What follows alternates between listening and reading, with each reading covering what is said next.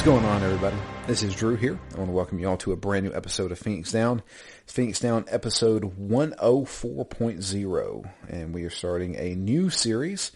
This one going over Assassin's Creed Origins. Today I have with me Matt. Hello, friends. And yeah, so Assassin's Creed. Haven't done Assassin's Creed on Phoenix Down. Also haven't done Assassin's Creed period in probably 11 years. Yeah, I think it's been a while. It's been that long? Yeah, it's been about 11 years since I've actually played an Assassin's Creed game, which I guess we should just go ahead and get into our history with this game, or I guess would be more importantly, this series.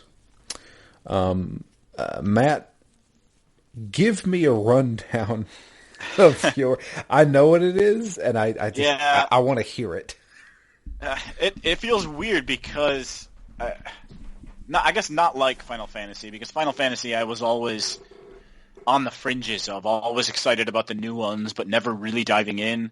Assassin's Creed, for me, when the first one came out, I loved it. I mean, at least the start of it. But it was one of those games, I think still fairly early on in the PS3 days, that really was hurt by the complexity of the PS3 architecture. And the game was not smooth. It did not look good. It barely played all that well. But other parts of it were so cool at the time. And I don't think I bought it day one, but I bought Assassin's Creed fairly early on. Really loved the idea of it. And tried to get into it. I maybe got 6 or 7 hours into it, and it just got very repetitive for me, and kind of the things that I don't necessarily love about open world games kind of crept up, where it was just, here's a billion things to do, make your own fun. And I'm like, I just need some more guidance, I think. Right. And, I kind of enjoyed it, but it just kind of fizzled over time, and I never finished it. And then, then they came hot and heavy after that, and I told myself, these all look cool, but so did the first one, and you haven't finished that, so, drawing a line in the sand of not buying any additional Assassin's Creed games until I finish the first one, that's where I've been left for so many ages, and that's where I've basically been until now, with some minor caveats that I did pick up Assassin's Creed 4, Black Flag, just because I saw somebody play it, and I'm like, this looks so different, this looks so cool, and it was on some discount. I bought it, I put an hour or two into it, and liked it, but, felt guilty, like I was cheating on Assassin's Creed 1. Uh-huh. So I said, nope, still going to go back and finish it, and, I kind of touched, do I own any other ones? I did pick up Valhalla as my first and only PS5 game, and then played about an hour of it and immediately put it back down, not because I hadn't finished an Assassin's Creed game, but because I had also just received Ghost of Tsushima, and I'm like, that game's way better. So, I'm sorry, Valhalla, you're just going to have to wait till I find time for a lesser game. Right. Well, and I think I picked up one or two on the Vita. I think I picked up one on the Vita, just because I thought if maybe on some long flight, that's when I'll get into Assassin's Creed, but never even started it. So I have not even really thought that much about Assassin's Creed over the years, because it's been like intentionally out of my mind and out of my focus. Yeah. Other than, I guess, Origins. I do remember Origins, even just like the logo with the pyramid in the background. I'm like, that, if ever there was a game aside from Black Flag that I wanted to break my fast and play, it was Origins. And I had picked it up a while ago, not really with the intent to play it immediately, but I have had it and wanted to play it. And I guess I've been softening on those rules, because I've also had many similar rules about not watching a TV show or watching a movie until I've read the book, and I've broken that a fair number of times now, so everything's fair game, I guess. Gotcha. So, I have a story to tell you. It's story time. I saw the E3 demo with Jade Raymond, who was the original director for Assassin's Creed, I believe. And I was like, I have to play this game. This looks amazing. I loved the feeling of hiding in plain sight. That was what kind of hooked me. Yep. And I bought this game day one, Assassin's Creed 1, but day one, played it, and I was one of those guys, back in the days, I had a lot of time on my hands. So I wanted to do everything in this game, and I did a lot of things in this game, and I got burnt the hell out. To the point where I put the game down and never finished it up until probably about 2 years later. At that point, Assassin's Creed 2 was out, I think, or it might have even been Brotherhood at that point. And I was like, all right, I have had this on my pile of shame for years. And it was like a Saturday morning, I sat down and said, I'm going to beat Assassin's Creed today. And I'm not going to leave this room until I beat Assassin's Creed. I used to do that pretty regularly. I'd do almost like a weekend lock-in. Right. Like I'm going to start a game on Friday night, and I'm just going to play it through and finish it by Sunday night. I proceeded to play that game until it was almost nighttime. I did not know. Well, it wasn't. Because that game is so long and so boring. I'm sorry. Assassin's Creed 1 got to the point where it was just so tremendously boring. I was like, I am not having a good time, but I am not leaving this fucking room until I beat it. And I did beat it, and I was like, okay, thank God. And I dropped off. I was like, I'm done with Assassin's Creed, man. Even though I owned 2, I owned Brotherhood. Because I was like, yeah, I really liked this first game. It kept being fresh in my mind. Like, yeah, I remember playing this like a year ago and I liked it. I want to see where it goes. But I remember, what I did was, so in 2010, my parents, went on a cross-country road trip. It was my mom, my dad, my uncle, and my aunt. And they wanted to go to California because that's where my cousin lived. And so they drove from Georgia to California. Oh, and my parents wanted me to house sit. So I stayed at my parents' house. There's nothing to do at my parents' house. So I brought my PlayStation 3 with me. And I distinctly remember this because it was 2010. It was around April or May. I can't remember when. But I do remember it was when the PlayStation 3 or the PlayStation Network got hacked. And they turned off the PlayStation Network for like a month.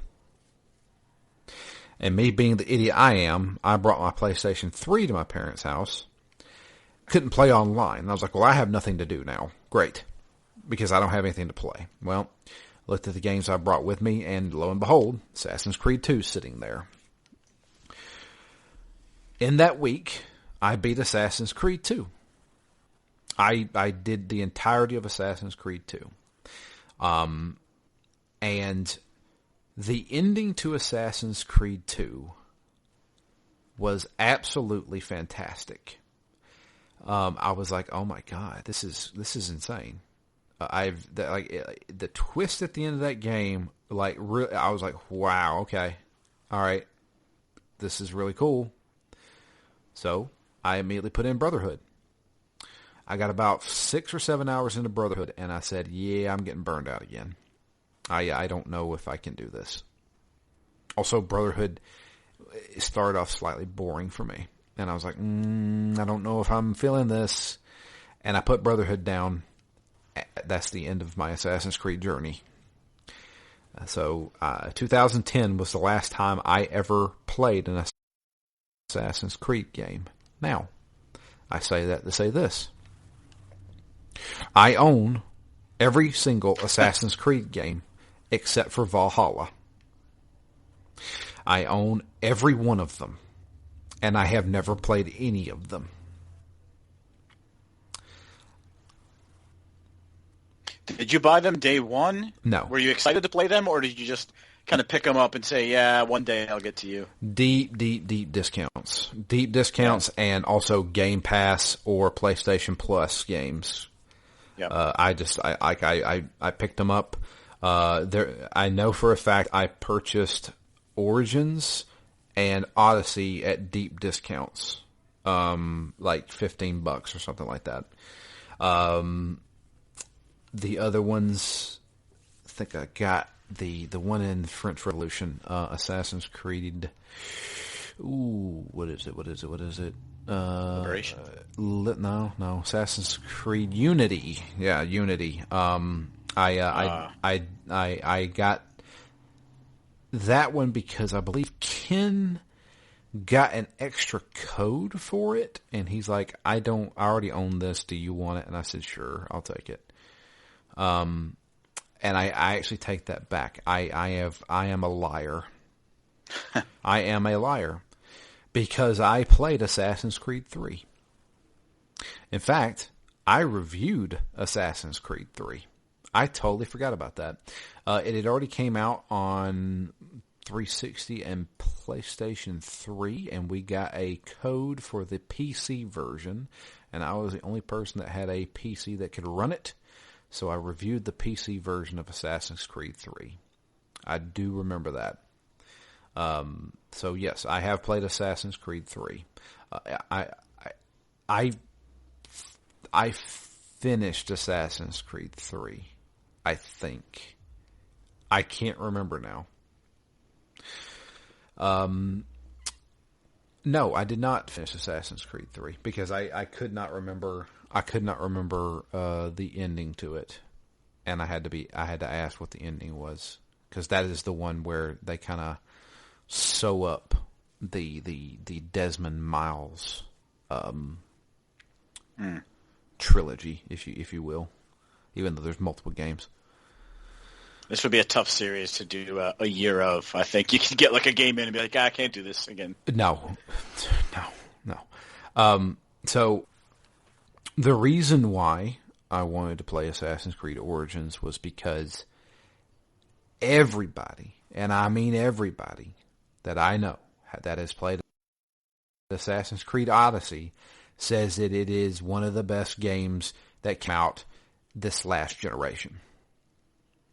But I owned Assassin's Creed Origins, and everybody said you need to play Origins first because if you go to Odyssey, you'll never want to go to Origins. Yeah. I was like, okay, why? Because the game plays a little differently. It plays more like an RPG. It's a little bit more streamlined, even though it's a more giant world, all that good stuff. I was like, all right, the end game here is to play Assassin's Creed Odyssey.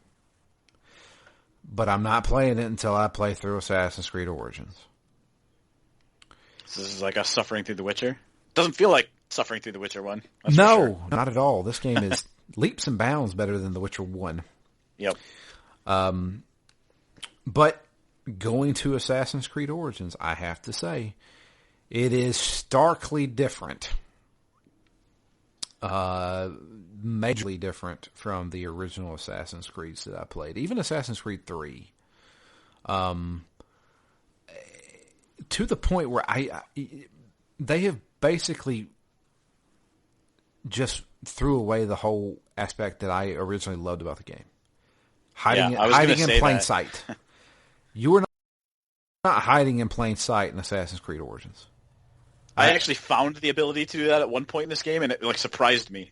Oh, okay. So there is a way. That's all you did in the original Assassin's Creed was kill somebody and then try to find a crowd. Yeah, I guess not that piece. Even I'm just talking about having like a little closet to hide in. Oh yeah, I found those. Yeah, I meant like basically, blending into the crowd kind of thing. Yeah, pretending to pray. or something. Yep. So yeah. Yeah, that's what I remember that the most from Assassin's Creed 1. It was the blending and the hiding and the escaping and the stealth. Yeah. And then the other thing I remember was just being amazed that, like, when you would walk through crowds, he would, like, put his hands up and, like, weave his way through a crowd. That was one of the running jokes with me and my roommates, was when we'd walk up to each other, we would put our hands up on their chest and on their faces. You just gotta push them aside. Well, not even push them, just hold it up there. And just kind of pad them down. Yeah. Because that's what he did. Yeah. Altair. That's it. Altair. That was another thing we used to make fun of, was the flags. There was the flag mission in Assassin's Creed 1 where essentially it's a very game thing where you need to collect all these flags and they're aligned in a manner to where you have to do your parkour perfectly. Oh, and you also have a time limit. And I'm just thinking, like, what is this guy saying to Altair? Oh, Altair. We used to always do the voice. I got these flags that I dropped in all these different places. If you could pick them up, that'd be great. Because I messed up my back. Also, I got a train to catch in like 5 minutes, so go. It's just stupid shit like that. God, Assassin's Creed was like the butt of our joke for a long time with my old roommates. But, yeah, I feel like I know a decent amount about the series, but I couldn't tell you anything about it. Yeah. And to be honest with you, when Origins came out, I straight up just ignored it and didn't even pay attention to it. Oh, it's Assassin's Creed in Egypt. All right, got it. And then it went on deep discount at some point, and I was like, $10. All right, I'll get to it one day. And that was it. Mm.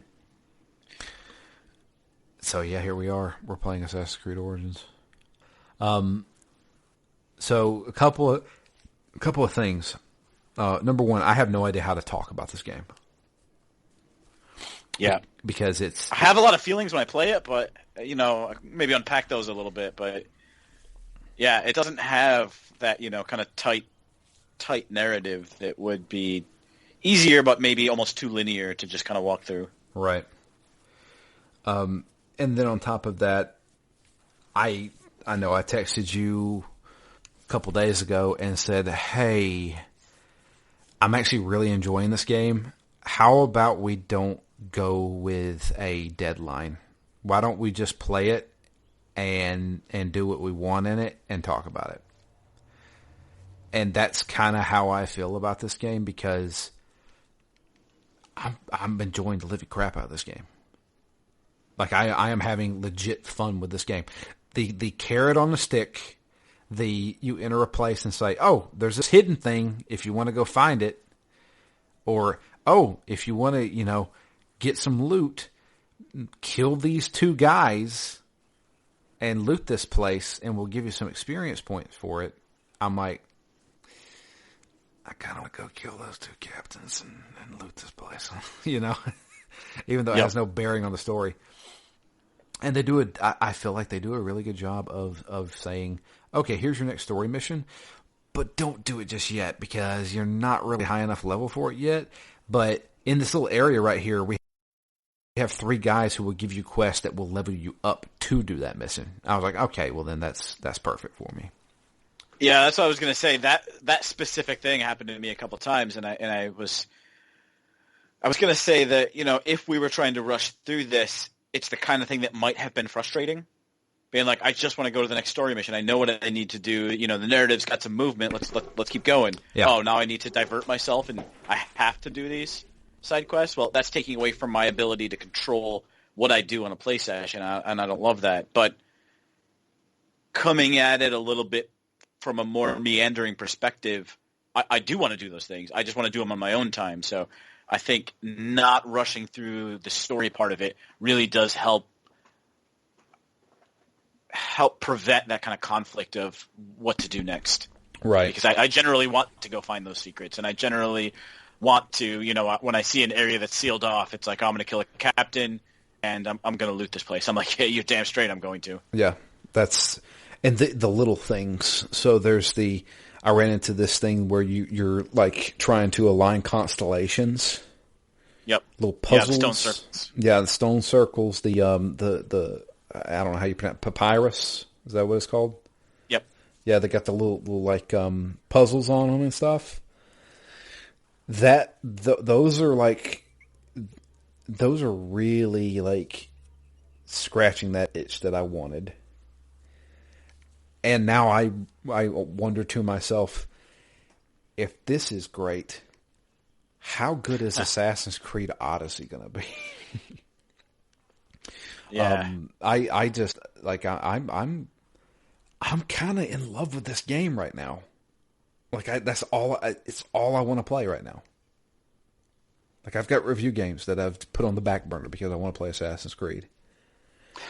I honestly haven't felt this way in a while. In fact, I feel it more here than I do with Phoenix Rising, Immortals, Phoenix Rising. Yep. Like I really like that game, and it does feel definitely like one of these Assassin's Creed games. But Assassin's Creed blends it way better than that game does, I feel like.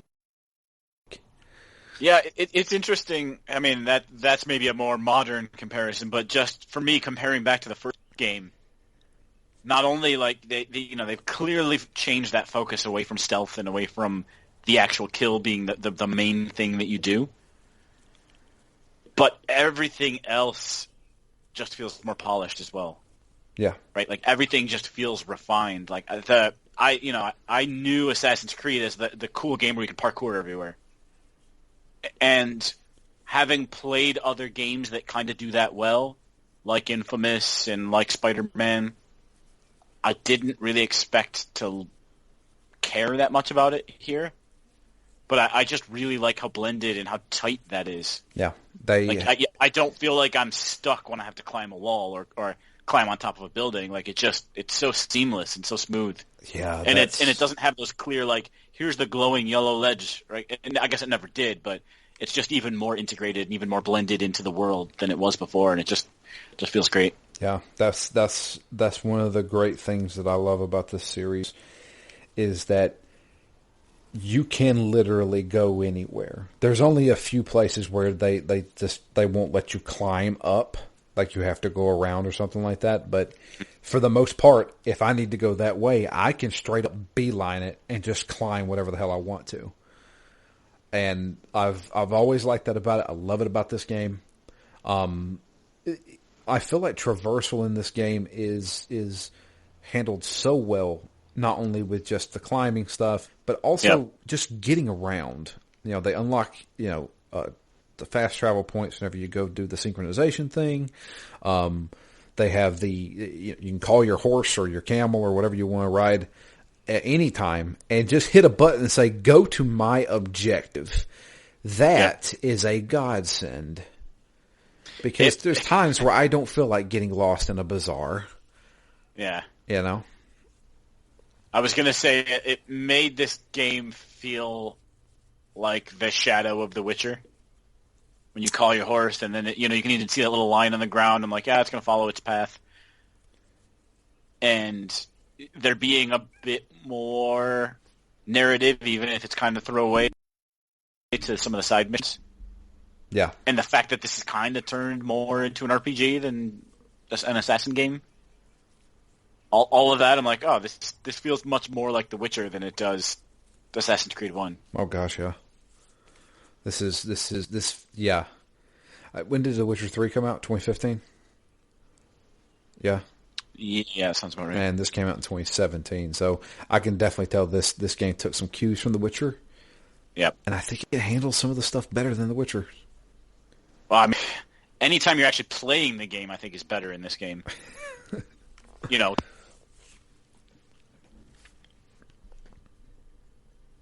What, Matt, you there? As well. Yep. Oh, I think you muted yourself.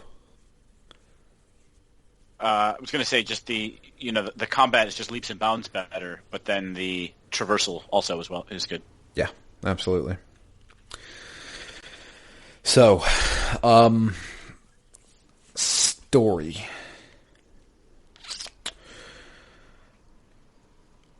You play as Bayak, who was a Magi, which I'm thinking is a lawman of some kind.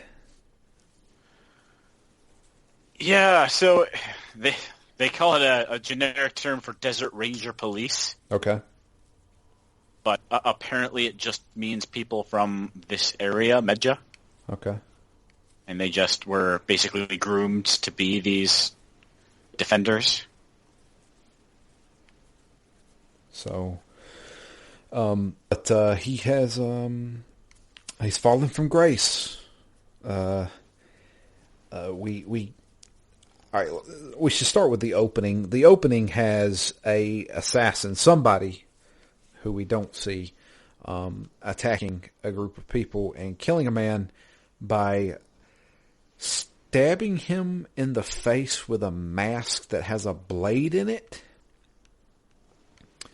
And I was like, oh, okay. And so we cut to Bayak, and he is now hot on the trail of one of his targets. And he ends up back at his hometown. And this is what, 43 BC? Right? Yeah. Okay. 49 BC? 49 BC? Oh. Okay. So, is this during the occupation of the Romans, the Greeks? I thought it was parallel to it. I didn't think it was necessarily while they were occupied, but I'm not really sure. Okay. So I would assume they are, because I'm pretty sure I saw some dudes that look like centurions running around. I could be wrong. And I don't know if they'll get into it, but if they do, it's going to be insane, because this is like during like Pontius Pilate times, right? Or a little bit before that, I would assume. Yeah, you got me. That's not my area. Not big into the Judeo-Christian lore, are you? Nope. Fascinating it is, but yeah, I know none of it. Which makes me think we should probably play El Shaddai at some point. But El Shaddai is a fantastic game, by the way. I have heard that. But yeah, so I'm assuming I could be wrong. I know it is during a time during Cleopatra, because they mention her. Yep. So yeah, Bayek is going to assassinate this person that he has tracked down. And after doing a few introductory side quests, we get to take on this man. So far in this game, I have not gotten the big set piece of an event going on, and you have to kill a person during this event, a la maybe like a Hitman kind of game. Mm-hmm. I remember in Assassin's Creed and 2, they definitely had that. And this one, I feel like they just kind of roam. And they go about their daily business and stuff like that. There is one toward the end of this play session that it felt a little bit like a set piece. But I assume maybe they build, because I had that same kind of sense. But I imagine they're going to make a bigger deal once we get to the bigger names. I would assume so. It was, hang on a second. Something just popped up on my damn screen here. Okay, there we go. Sorry. Whoa, wait a minute. Okay. something Back. just, for some reason, something just popped up. I don't know what happened. Anyway, yeah. So, tracking down this guy, and I just found him like walking around on a rooftop, or like on a ledge, and I just ran up to him and started fighting him and killed him there. And I was like, oh, okay.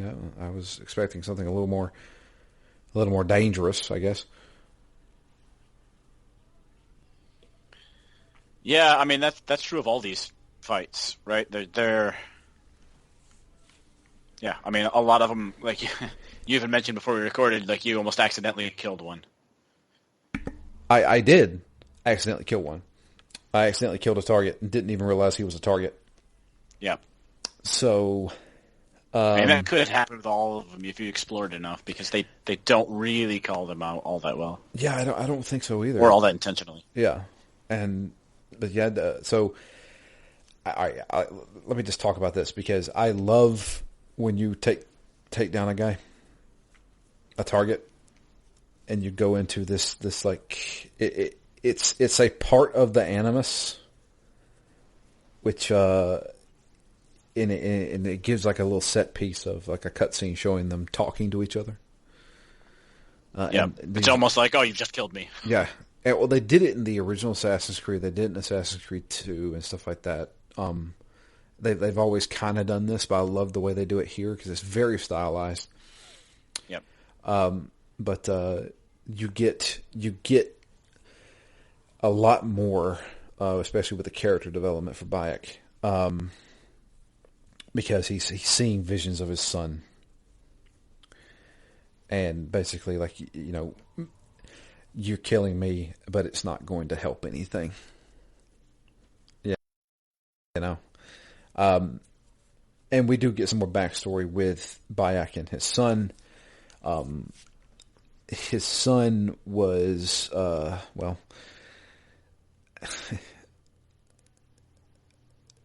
they wanted Bayek to do something. And we find out in a later cutscene, there was a group of men who, because Bayek was so close to the priests and the king, I guess, I'm assuming, or the pharaoh, I guess, I don't know, that he would know how to unlock a vault, a special vault. And they had this, basically this artifact, and wanted Bayek to open the vault, and he's like, I have no idea how this works. I don't know. And they had his son. His son basically kidnapped and using as a hostage. So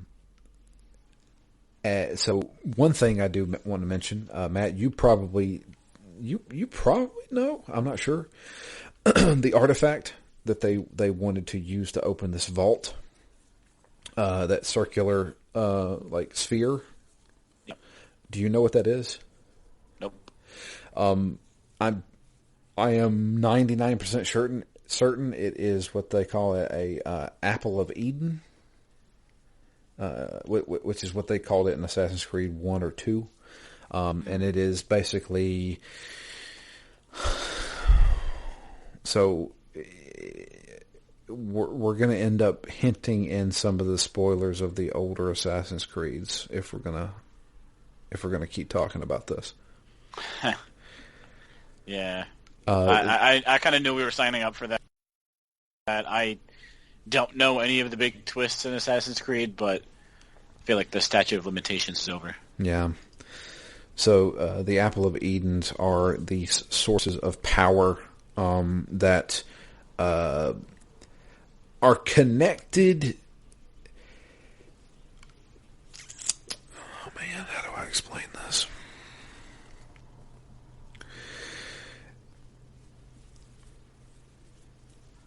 Ezio Auditore from Assassin's Creed 2 was able to tap into a few things via Desmond Miles in the Animus. So Desmond Miles is sitting in the future in this chair, and he's going through his DNA to relive the events of his ancestors, which is also happening here. He is able to see certain visions known as the truth. And what you eventually come to realize is that you're seeing visions of Adam and Eve and basically the dawn of human existence. And that we come from things otherworldly. And these apples of Eden or whatever hold some of that truth. They are ancient relics that come from another civilization. From where we come from, essentially. And I'm pretty sure what they wanted us to use was a apple of Eden on this vault door. But Bayek at least says he has no idea what it is, no idea how to use it. Correct. So long story short, Bayek doesn't know how to use it. So his son tries to help him escape. He gives him a knife to cut his bindings while the guys are turned around. They come back in, and Bayek tries to attack the men, and he inadvertently stabs his own son when the guy moves out of the way of the knife, and he stabs his son and kills him. At that point, Bayek decides that every man in that room needs to die. Yep, vengeance. So he then is now, for the past year, been trying to find these men and kill them. And this was one of the men that we killed. So there's 1, 2, 3, 4. There's 4 targets to begin with. Right? Is it 4 or 5? It may be 5. It's 5. There was the snake, the ram, the... crap. Hang on. That ibis? The ibis. Heron? The heron. And so that's 1 down, 4 to go.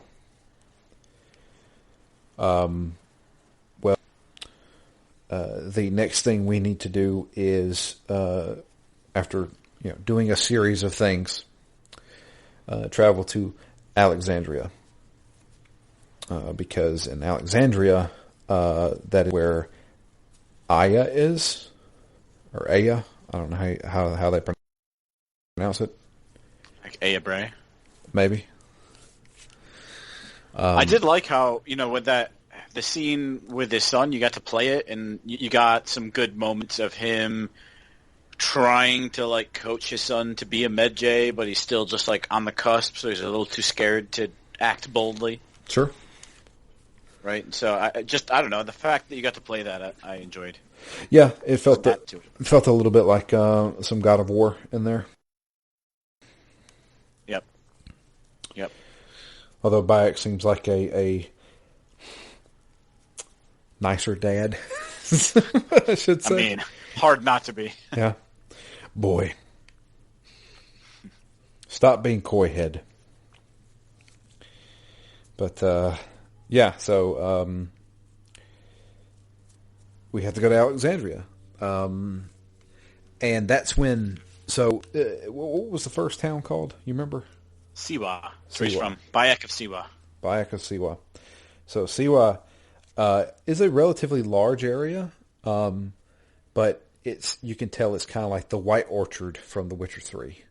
Yeah, absolutely. And when we travel to Alexandria, we don't just go into the city of Alexandria. We start out in the friggin' sand dunes. And there's a part, and I think it's a part that you're supposed you play it, and I think it's supposed to be kind of like a in-game set piece as long as you kind of approach it the right way. You go over the sand dune, and when you reach the top of it, you see the city of Alexandria. You see the giant. Is it a lake, or is it the Nile River? I don't know. I don't know Egypt at all. There's a large body of water there, and just the desert sand mixed with the lushness of the city. I was like, holy crap, this looks amazing. Yeah, it feels like a nice oasis, and you get the color pop. Yeah, the different sets of scenery. Yeah, and then to the right, there's the pyramids. Yeah, I was like, oh god, I want to go to those pyramids, but I'm not going to go there just yet. I'll go there. Yeah, I mean, as like the baseline, that's one of the main reasons I'm so excited to play this. Is when I was a kid, maybe most kids did, but I had a pretty big Egypt obsession, right? And got so excited. One of my aunts one time brought me back a picture she had taken at a museum of Tutankhamun's mask, and just always excited. I had a bunch of books on kids getting lost in the pyramids and all kinds of crazy happening. And this, I don't know. I guess I haven't really just played a good Egypt-based game before. I don't think I have either. Seems like a pretty obvious setting to have not had a primo game for years. Yeah. So the big thing for me is just how great, like, this game looks amazing as it is. Yep. But just the wide open space and just the massive scale of this game, I was like, oh man, this is really like just hitting me. And that was kind of like when I was like, I think I kind of really like this game. But it's funny. Yeah. Go ahead. I was just gonna say it's like the polar opposite of Yakuza, right? Where it's the same tight hallways and tight streets, densely packed streets, and that's all you have there. This is like the exact opposite of that. Oh yeah. So it's almost a nice change of pace there. Absolutely. And it just goes to show you they added a mode in this game where there's no combat. It's just exploration, and it's basically like you're taking a tour of ancient Egypt. Like they give you like factoids and stuff like that. Huh. There is that, like they added it in, and I was like, that sounds very interesting, and I kind of want to take a look at it whenever I finish this game. Yeah, that's awesome. I'm assuming, I could be wrong, I'm assuming there's got to be an achievement for climbing the Great Tower, or not Great Tower, the Great Pyramid, right? Yeah, I assume so. At the very minimum, there must be, a lookout point at the top, but there should be. I would say so. Regardless, I'm climbing it. So, and I gotta find the Sphinx. Right, the Sphinx is probably still intact at this point. Yeah, it should be fully nosed. Yeah, gotta find it. But when I saw that, I was like, yeah, I think I kind of want to spend a lot of time in this game. Like I want to take my time with this game. That's when I realized it. And then obviously I knew about the Great Library of Alexandria, mm-hmm. Which was where we're headed next. That's where we were supposed to meet with Aya, which is Bayek's wife. And there's a few things we have to do here. We talked to one of the head priests there. They're obviously talking about the kind of the reign of the new pharaoh, which is how do you pronounce that? Tome or Ptolemy? It starts with a P, but I don't think there's a... Yeah, Ptolemy, because it's Ptolemaic. Ptolemy, yeah. Yeah, I think the P's silent. Yeah, you have to me because, I don't know... I can't... these names are impossible to me. Also, I'm primarily playing this game almost on mute because I'm either playing it while my wife's working or while my wife's sleeping. So I'm playing it very quietly with subtitles That's on. funny. I actually have been as well, and I'm like, oh, I need to remember to put subtitles on because I'm definitely missing some of the conversation because I'm playing it fairly quietly. So yeah, but he's kind of ruling pretty harshly, and people aren't really liking it. But yeah, doing a few side missions here. I did while I was here. I ran into a small little island that was covered with crocodiles, Hmm. and there was a boss crocodile I had to kill on it. And I died to this crocodile 3 times.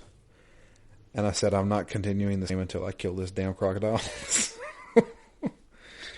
I've actually already said that about 5 times in this game, where I've died many times, and I've said, look, I'll put my hands in the air and say, this game did nothing wrong. I was too brash jumping in that room. Yeah. I should have assessed the layout. I should have snuck and taken a few people out first. Should have lured people away. I've definitely had multiple times in this game where I've died at least 5 times, Yeah. including that damn bathhouse. We're going to get to that. So we go and meet with Aya. I'll call her Aya. And I mean, it seems like they're still happily married. They miss each other. They have a nice little make-out session. And she reveals that while Bayek's been away tracking down his targets, she's also killed some targets. In fact, she was the person we saw at the beginning of the game stabbing a dude with a mask. Once that's revealed, when you go look at the target map, 2 other guys are dead now. So now there's only 2 guys left. And I was like, oh, okay. All right.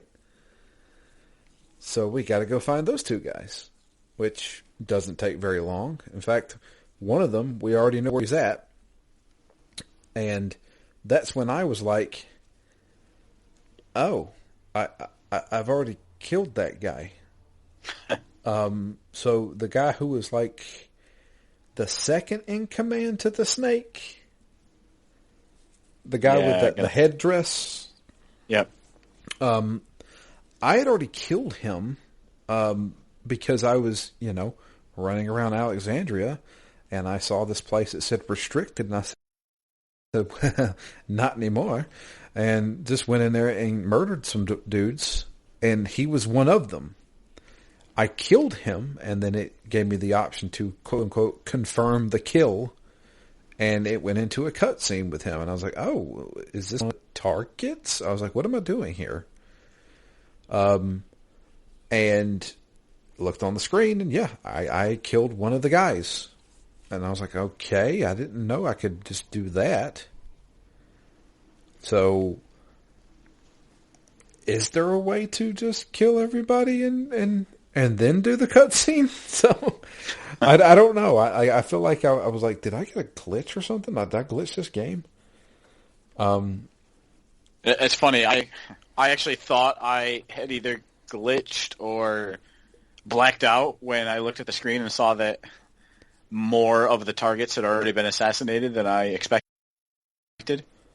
Because at the beginning of the game, I also must have looked away because all of a sudden, like the very first time I booted this game up, I was watching the intro and saw the eagle and its eyes and it's flying around. I look away, I look back, and all of a sudden I'm fighting that first guy. Yeah. And I was like, what is even happening? How am I already fighting somebody? And I was like, I don't know what I missed. I'll have to figure it out later. And then later on, when all of a sudden 2 more people are dead than I thought, I'm like, man, this game is either jumping time or I'm like blacking out. I don't know what's going on. I find myself in situations that I did not expect to be in. Yeah. Well, that's when I was like, oh, I thought Bayek was the guy who killed the guy with the mask. But then she was like, no, I did that. And I was like, oh, okay. And they were like, yeah, we took care of those two guys while Bayek was doing other things. I was like, oh, well, that's nice, I guess. Well, it speeds the game up. Yeah. So there's only one guy left to kill, and our revenge has been served cold. So, yeah, we have to go. I mean, we did actually kill the kid. So, how much revenge do you actually need? This is true. The ultimate revenge is killing yourself. But we do have to go get some information. We have to find out where this guy is. And we have not talked about the mechanics of this game much, really. So, if I remember correctly, the original Assassin's Creed, it was more like almost like Batman combat, where you would get surrounded by guys and you would have to fight them off. Yeah. Kind of like one by one, picking them off kind of thing. I think so. This game feels completely different. It feels more like an action game. And depending on the type of weapon you have equipped, you play differently. You have a heavy attack and you have a light attack, both done with either the right bumper or the right trigger. And I have leaned deeply into the sickle swords or the dual swords. I've pretty much only done the sickle sword because we got a legendary one pretty early. I did not. Oh, I'm not sure what I did then. I got one that poisons the enemies. Oh. So I just end up leaving these poisonous bodies all over the place. Okay. And then I was able to upgrade it when I hit level 7, or I upgraded it to level 7. So this thing has been really good for me. I've been able to just hit somebody once and then dance away from them and let the poison take care of them, or at least help me out. Dang, I need to definitely get a hold of that then. I did finally get my first legendary, probably about the last 30 minutes I played of this game. So that's another thing, is that there is rarity in this game. Yep. You can you'll constantly find new weapons to equip that have the common, uncommon, rare, legendary, that sort of thing, much like a Diablo type game. And then you can also do you can upgrade your armor to basically, I guess, give you like a status increase, I guess, in defense. And you do that by using crafting materials. Like you can go out hunting and get leather, or you can get wood from, I don't know where you actually get it from. I guess you just loot it.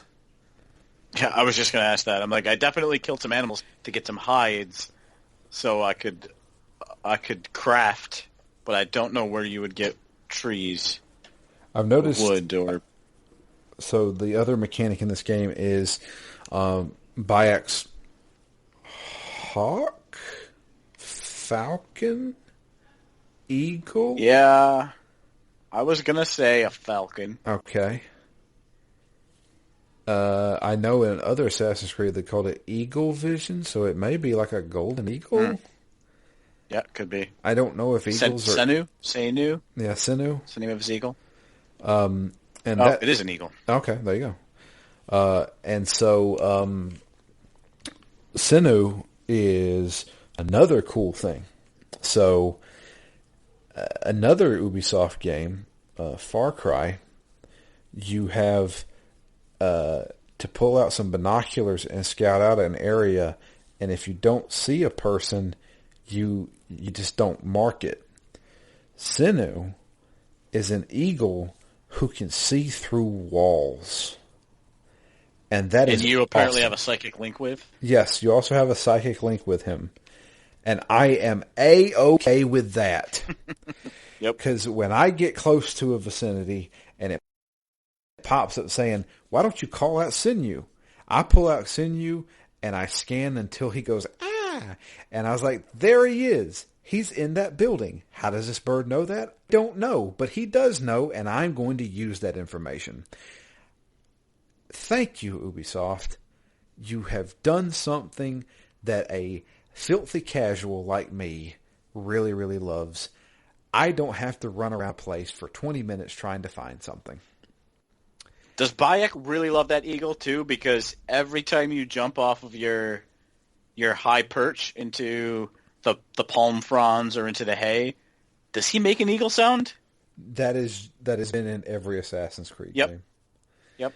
It has been. And I always assumed it was an eagle doing it, but now that he's got this relationship with his eagle, maybe he's just making eagle sounds. I Maybe don't know. he is. That would have been great. That would have been fantastic. Why didn't they do that? Yeah. But yeah. So yes, that is a wonderful addition, and I really hope there's something like that in Odyssey, because if it's not, I don't know how much fun I'm going to have in that game. Because you have given me, it's not even an easy button. It is a time-saving button. And it is something that I desperately need in these kinds of games. Don't make me run around trying to find the one little pixel where this person is, or the one freaking room that I didn't walk into. Just give me a scan and say, what you're looking for is right there in that room, and we're going to mark it for you, and if it moves, we will show you on your compass. Thank you. Because especially if it's somebody you're trying to kill, it doesn't detract from your need to strategize how you're going to get in and how you're going to handle the situation at all. Yeah. It just prevents you from kind of wasting time. There is one other thing I should mention, is that during the cutscene with Aya, she gives us the classic Assassin's Creed weapon, the Hidden Blade, which is a blade that they put on their forearm when you extend your hand upward in a Spider-Man motion. It comes out and stabs. Or at least you're supposed to do that. Yeah, at least you're supposed to do that, which we find out Bayek doesn't really know how to do in the next target. He learns the hard way. Yeah, he definitely learns the hard way. But, yeah. So, after finding out where the next target is, he likes to hang out in this bathhouse. Frequents the bathhouse. So we have to go to the bathhouse and assassinate him. And so this is the first assassination that felt like a set piece to me. Yep. Because they set it up even more than just like the actual assassination, because you had to go somewhere else. You're like, I know he's this, but who actually is he? And so, there's kind of like a build up to this where you have to go figure out his identity. Yeah. And then, not then when you know it, then you can know to track him down at the bathhouse. So it definitely felt like you were building, like this guy's important. Right.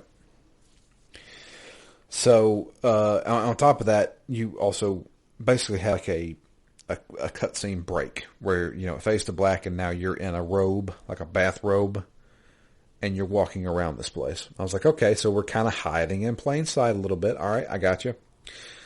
And so this guy is in a room by himself, separate from the other baths. I don't know. And he has two guards at the entrance to it. Okay. Well, how do I get to this guy? So I start looking up. And look at that. There is a little place where I can climb over a wall. And now that I have my hidden blade, I can jump on guys and assassinate them from above. Which still feels cool. Which still feels really cool. And that's what I did.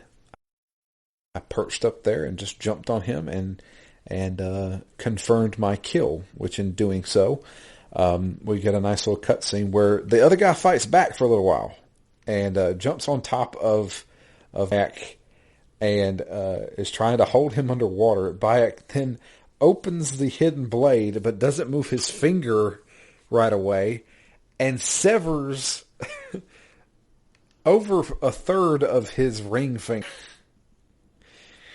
But it also stabs the guy in the head, and, well, he's dead now. So, yeah. Oof. That looked like it hurt. Yep. And, Matt, tell me how you escaped the bathhouse. The first time I went back up over the wall the same way I got in, as you just described, and definitely people like saw me, even though nobody actually saw me assassinate Eudoros the snake. They still somehow knew that I was the guy, and I ran all the way to the front of the bathhouse and looked to escape, and then it said, "Make sure you clear all like the enemies." And I said, I don't have any weapons though. So, then my second through eighth time, instead of climbing up and over that wall, I just brawled my way out, and I took the two guards that were guarding the private bath first, and tried to stay in that little area so that I could keep out of the enemy's line of sight, as well as engage them kind of more one at a time, and just had to punch my way out. I think there was, 6 enemies total? And I just, once I finished them off, then I just strutted my way out the front door. Gotcha. Just took me a few tries. So, I did the same thing.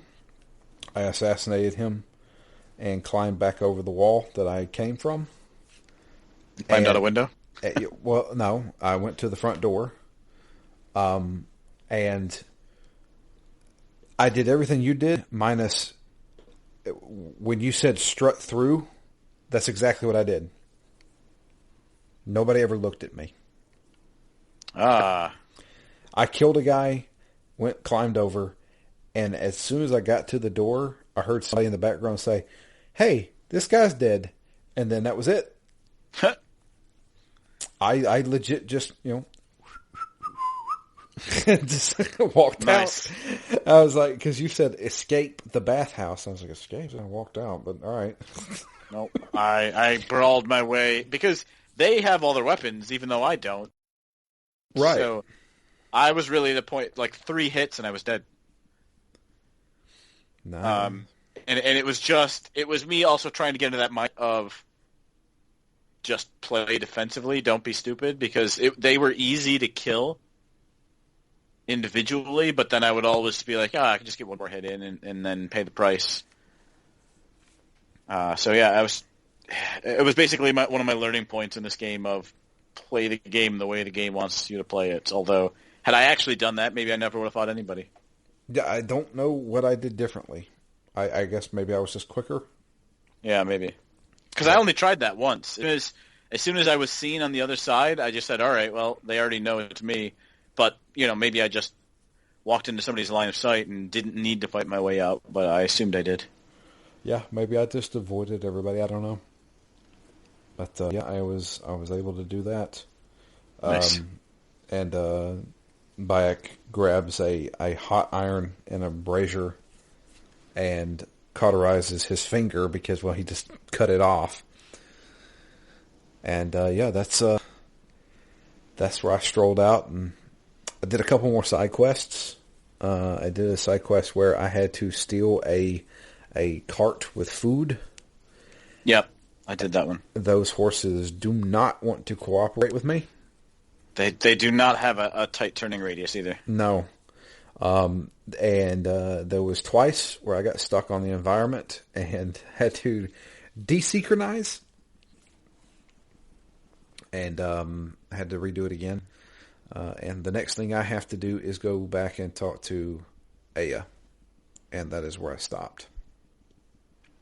Did you have the super enemies come after you at all? The Phi Lakes? Yes. So after I killed the second to last guy, it popped up saying, "You are now on the shit list." Yep. And I did run into one of those guys. Run away from those guys. Huh. I did 0 damage to them. 0. I am hitting this guy with everything I got, and I think the only way I could actually do damage was doing a heart attack from behind,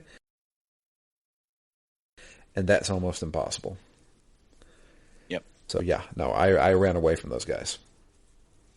And there's one thing we didn't mention, which I guess we can mention now, is, the modern day part of this game, which I had, to be honest with you, until it actually happened, I forgot that was even part of the game. Well, not all that much actually happens in modern day. No, in fact, you don't really have to do anything. I ran around, Yeah, even me too. and even went outside. They said, no, you can't go that far, and made me come back. And I was like, okay, well, I mean, I guess. The second cutscene was better.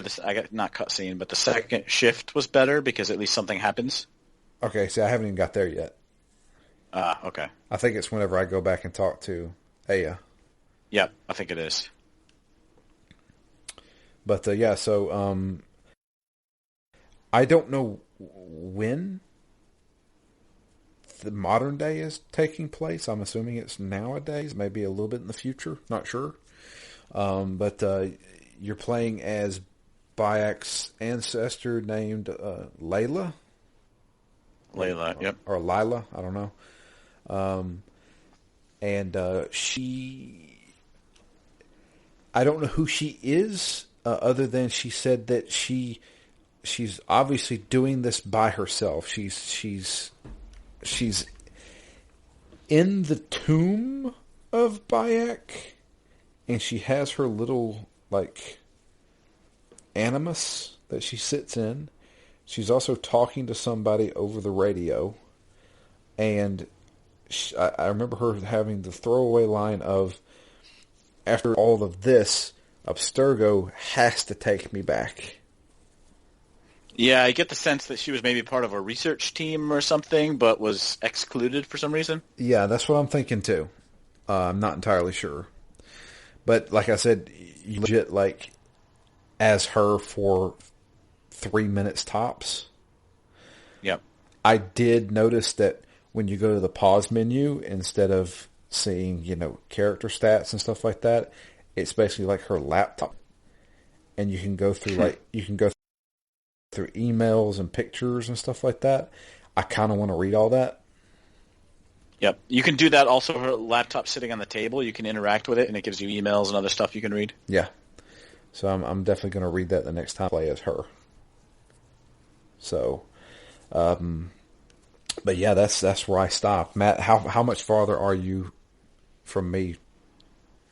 Not much farther. I'd say maybe only a half hour. Okay. Story-wise, anyway. I don't know. I'm about a little over 7 hours total, I would say. I mean, I did basically every side mission that I saw. There's a lot of they were like white diamonds on the map with a exclamation mark in it. Yeah, those are your regular side quests. There's also a teal blue colored diamond. Yep. Which are... Yeah, I saw those. I haven't done any of them, though. Those are like timed missions where you can accept it and you have like 5 hours to get it done. It's like a daily mission that you can do, and when you do it, they give you like a randomized item, like a piece of equipment. Yeah, see, I think I did the initiation point of that because there was some kid that I interacted with. Yeah, it's always the same kid. Yep. But then the 3 or 4 that popped up on my screen were all like level 20 or higher. So those are event quests, apparently. So they're still doing event quests for this game that you can come back to each week. Like you have 49 hours left to do this mission, and it's just a randomized mission that you can do, apparently. That's kind of cool. They've been doing it since 2017, apparently. I noticed those too. I was like, what the hell is this? Is this like the next target on the list, but you can't do it until level 47 kind of thing? And I was like, all right. Yeah, I'm like, it's going to be a while. Yeah. But then I realized, it's timed. It's like, and it pops up like special event quests or something. Yep. But, yeah. It's nice to just add variety. Yeah, absolutely. We also have an email. Let me bring that up real quick. Comes in from Chad, and it says it's titled AC Origins Unubin. He says, howdy crew, you all never seem too hot on the AC series, which is why I'm surprised you decided to jump into this one. I'm really curious to see what you all think, because Origins is my personal favorite series. Unlike most people, I prefer Origins to Odyssey and Valhalla. Although the combat and abilities are more polished in Odyssey, I feel like Origins has the most streamlined and enjoyable approach amongst the recent trilogy. Odyssey and Valhalla feel a bit too bloated and long in the tooth. Although Origins may seem that way at first too, there is a fairly easy rhythm to keeping the gameplay and story fresh. This one in particular out of the trilogy seems to draw the most inspiration from The Witcher. My advice is to stick to main quest and ignore most of the extra stuff. However, play enough of the side quest in between the main missions to the point you reach the next main mission recommended level, and then move on with the story. I also wouldn't worry too much about leveling up your weapons at the blacksmith or playing around too much with the engravings. Considering Matt isn't very interested in open world stuff, this may help the pacing of the game. Speaking of side missions, they aren't too bad. Maybe not as flashed out as The Witcher, but they are well written and don't come off as just a bunch of fetch quests. However, it will make your game seem much longer if you try to complete all of them, which is why I suggest just doing some of them in between main missions to build up your level. Personally, the story is pretty good, but it's Bayek that I think really drives me into this game. I might even go as far as to say that he is more charismatic than Ezio. He shows a range of character and emotions that makes his reactions and motives feel natural. The only exception is when Bayek gets mad. I laugh just about every time because I swear he sounds like Schwarzenegger. Some side quests pay off his familiarity of people within the regions, as his role of the Medjay as well. I think you will notice that in most of the larger cities, there is a small side quest line that is usually a little longer and multi-layered. Furthermore, that is another point that I really like about this game. Most of the side quests can be completed within about 10 minutes and are usually kept within a certain region, so it doesn't force you to make long treks across the map. Yeah, I did notice that. That's a good point. That's a perfect point, and I'm glad. Although this starts as a revenge story for the death of their son Kimu, Bayek gets pulled into a larger conspiracy by his wife Aya regarding the order of the ancients and their role within a power struggle between the pharaoh Ptolemy and his half-sister Cleopatra. There isn't much more to say about it at this point, since the game is still establishing the setting and background. The game also introduced Layla Hassan. For about 4 games since AC3, you play as a generic no-face, no-name modern-day protagonist, so this is her real replacement for Desmond Miles, and her story arc continues through Valhalla. She's fine. This game really just serves as her introduction as an Abstergo research scientist that has gone rogue with her own studies of the book. However, she has more character development in Odyssey and Valhalla. I'm not going to get into the modern day stuff too much since it's almost impossible to follow unless you've played all of the games. As a side note, I really like the modern day stuff, but I'm glad they kept this portion of the game minimal for people who aren't very interested in it. If you want, you can spend some time reading the emails on her laptop to get more background information, but that all is completely optional. Most of the modern day points in this game last about 5 minutes or less and only pulls you out of the animus a few times. This game has plenty of accessibility options that allow you to make it easy or difficult as you like. For example, there is an option in the settings to turn off the objective markers on the map, and you can search out locations naturally based on the information provided by the quest givers. Once you get close enough to your target location based on their hints, you can use Sinew to pinpoint the area you're looking for, like The Witcher. I think this game is best played on a higher difficulty for combat. On normal or lower difficulties, you can pretty much breeze through all objectives by hacking and slashing your way through everything. However, the higher difficulties encourage you to use a combination of stealth and combat, along with all the tools at your disposal, such as sleep darts, fire bombs, poison traps, etc. Speaking of abilities, I would suggest prioritizing passive XP abilities first, along with Overpower near the top of the skill tree, and the ability to control the movement of your arrows to the left of the skill tree. If you're playing on normal, You may find that Bayek starts to become pretty OP as you level up, so don't forget you can bump up or bump down the difficulty however you like to keep the combat interesting. Till next time, Chad. Thank you, Chad, for that email. It's a good email. A lot of good points. Yeah. The last paragraph of that, thanks but no thanks. I like to breeze through my games. I also like Sinu saying, "You're an idiot. You need to go to this exact point." Because I am an idiot. But no, I as far as like small final thoughts from me at the very beginning of this game, I feel like that if I tried to go back and play another Assassin's Creed game that's older than this one, I would hate it. I still have Assassin's Creed 1 on my list, but yeah, I'm not sure how many of them I will end up playing. The only game there, all right, so I take it back. There's two games that interest me. That's from the old game series. Assassin's Creed Black Flag. Yep. And Assassin's Creed Syndicate. Black Flag and Syndicate only because of the settings that they're in. Syndicate, obviously kind of Victorian era London, Industrial Revolution times kind of thing.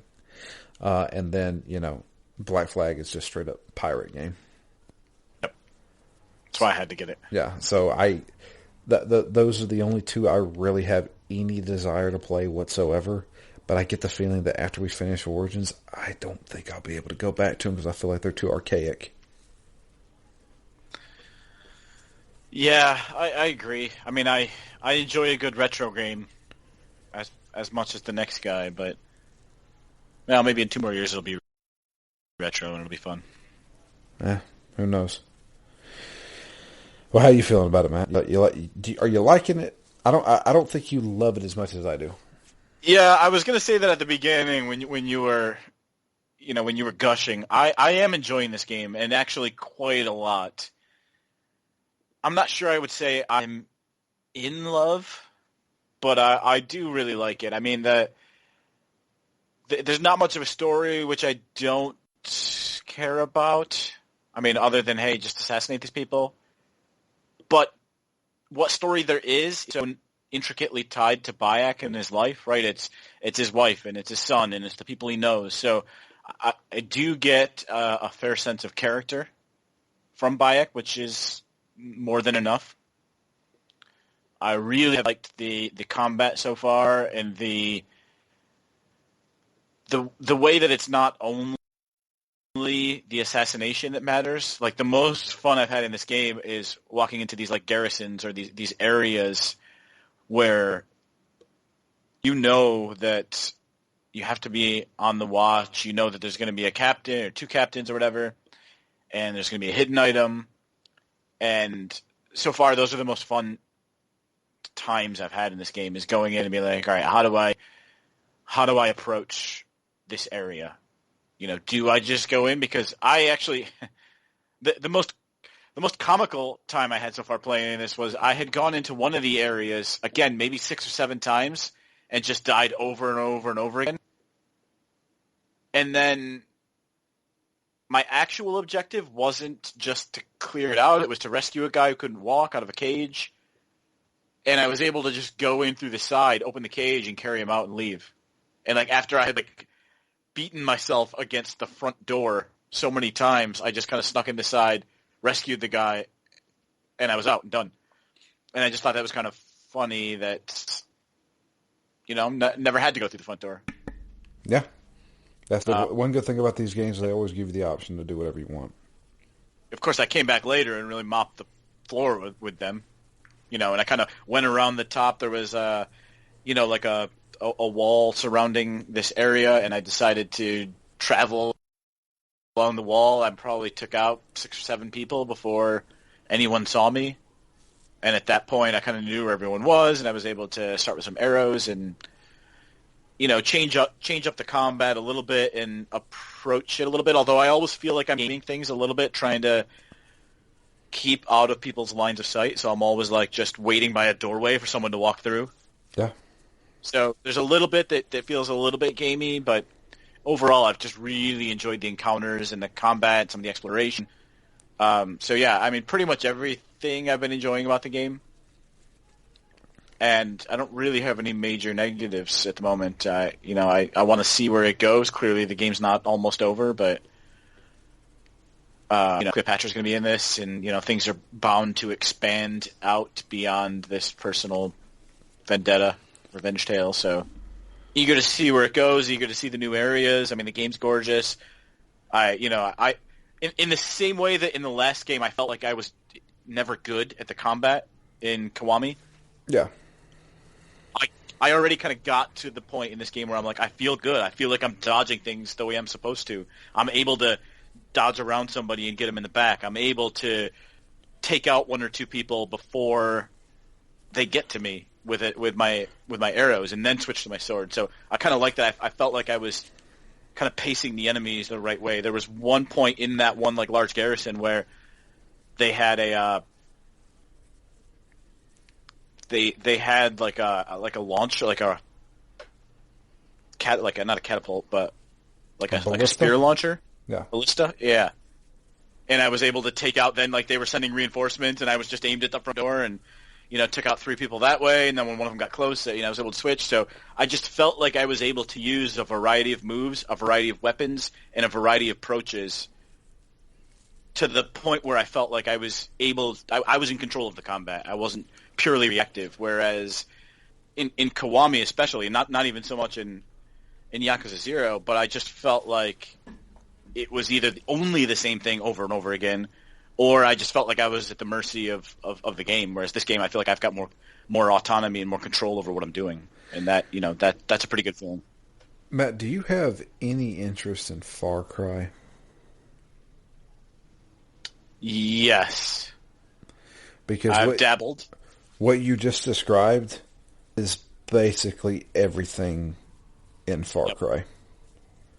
Yeah, and that's what I do. That's what I have loved about Far Cry is that ability to approach an encounter however you see fit. Yes, that's one thing. Ubisoft is really good at that. I know they give them a lot of people give